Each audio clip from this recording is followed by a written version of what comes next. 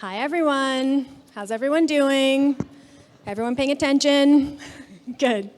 Because I'm going to teach you some things today about how to interact with people with disabilities, how to talk to people with disabilities, how to look at them, and what you can do to be an ally to people with disabilities. I never thought about this once until I became the person with a disability.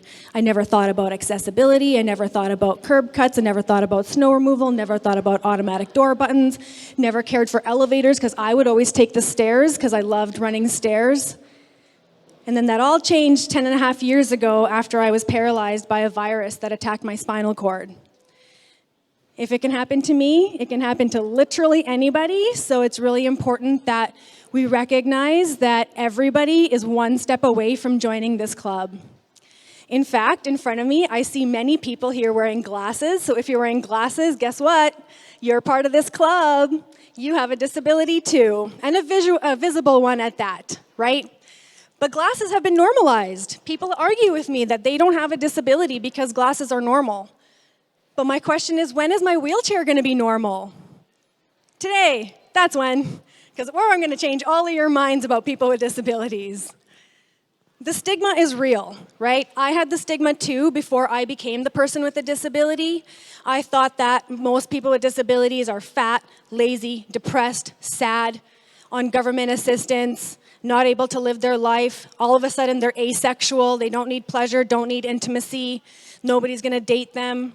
That was one of my first thoughts after being paralyzed was, who's going to date the girl in a wheelchair? Turns out a lot of people will, so don't worry about that. Because it's all about your confidence, right? Who you are as a person. It doesn't matter if I'm sitting or standing. It's who I am as a person. And after being paralyzed for 10 years, I really have seen how people interact with me. And there's a lot of different ways that people do. One is pity. People feel sorry for me. Oh, look at that girl in a wheelchair. Poor her. Her life must be so hard. And yeah, it is hard. But tell me, is your life easy? No, right? So again, we're on the same playing field there. Or they'll look at me with disgust. Ew, why are you here? Why are people with disabilities out past 6 p.m.? Why are people with disabilities out traveling?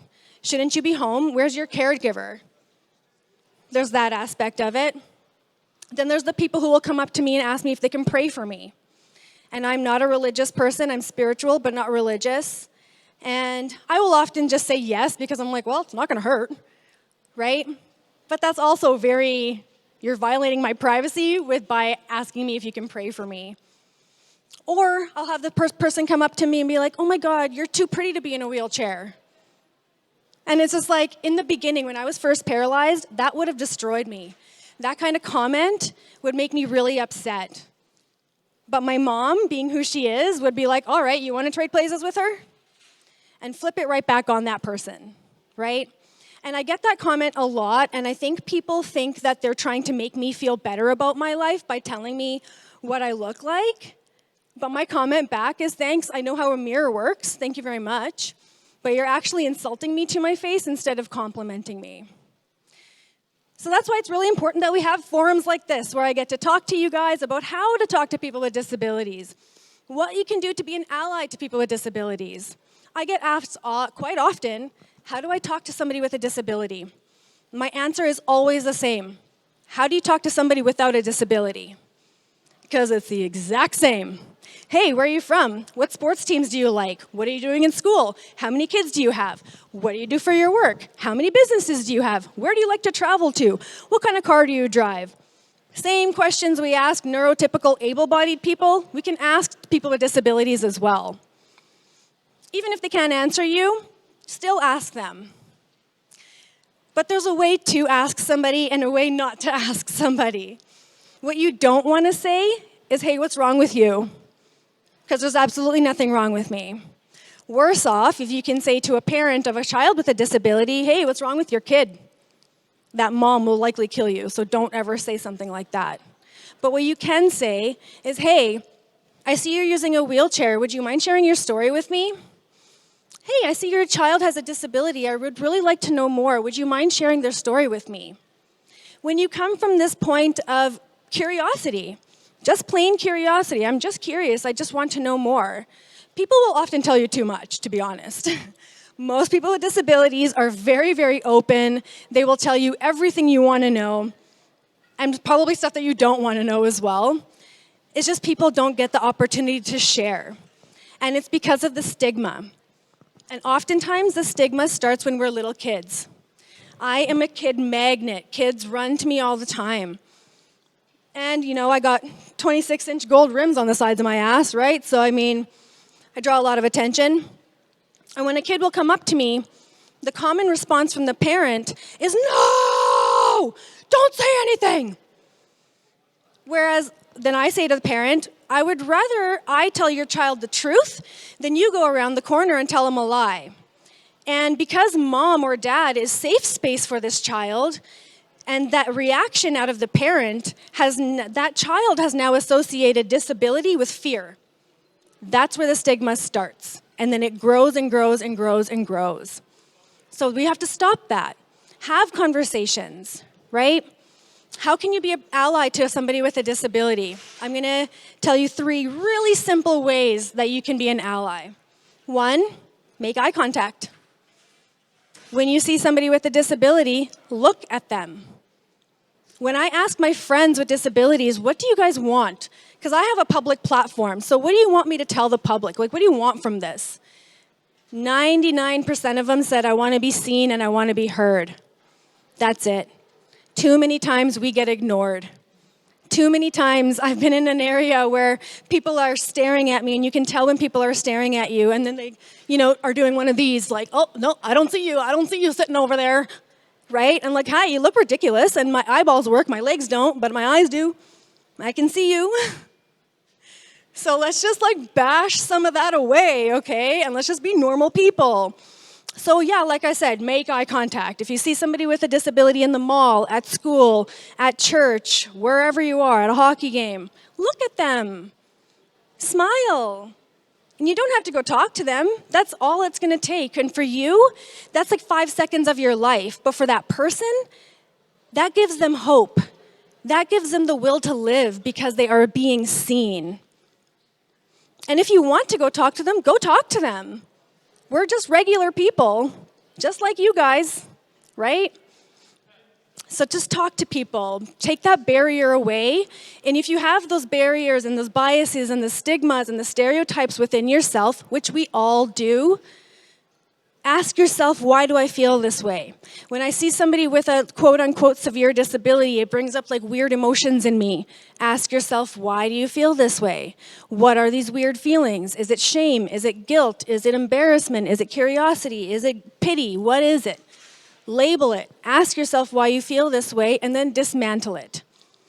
We cannot remove or change anything until we are first aware. So by opening our eyes and looking inside of ourselves, doing some introspection, doing some reflection at the end of our day of how we treated people, you will become a better person, and in turn, your circles are going to become better people, and in turn, that's how we change the world. So yes, you can make eye contact, you can talk to them. 2 more really simple ways to be an ally to somebody with a disability. Do not use the accessible bathroom stall anymore. If you have used the accessible bathroom stall up until today, I forgive you. If you use it past today, I do not forgive you, and I will rip you one up and down. And I'm going to share a couple of stories as to why this is so important. Personally, I have a neurogenic bowel and a neurogenic bladder. What does that mean? Lots of things. So for me, my sphincters don't work. So I can feel when I have to pee and I can feel when I have to poop, but I can't hold it. So when I gotta go, I gotta go. Now, 10 years later, I've, retrained my body. I've reconnected to my body a lot. I get a warning. I'll get about a 10, 20-minute warning, and then I'll get to be like, oh, hey, you gotta go now. So one time, if in the first few years of my paralysis, I was in LA with my mom, and I really had to go to the bathroom, and so we saw a Walmart. So my mom pulls into the Walmart, get out of the car, go directly to the bathroom, and there are, I kid you not, 15 empty stalls and the accessible stall at the end. So I'm motoring it through Walmart, motoring through the bathroom, and how I open doors is with my legs. I just kick it open. and it's locked. And I was like, oh, damn. So I look underneath, and I see 2 feet sitting in front of the toilet. And I'm like, oh, man, again. So I'm sitting there, wait both 30 seconds. I'm like, shit, like, I gotta piss. So I knock on the door, and I was like, excuse me, are you almost done in this stall? The lady says, no, I'm not. Use another one. And I said, well, this is the only stall that I can fit into, so I need you to hurry up. And she said, well, you can come in once I'm done. So this lady continued to take a shit, and as she was, I peed my pants, because I can't hold it. I can't fit in these other stalls.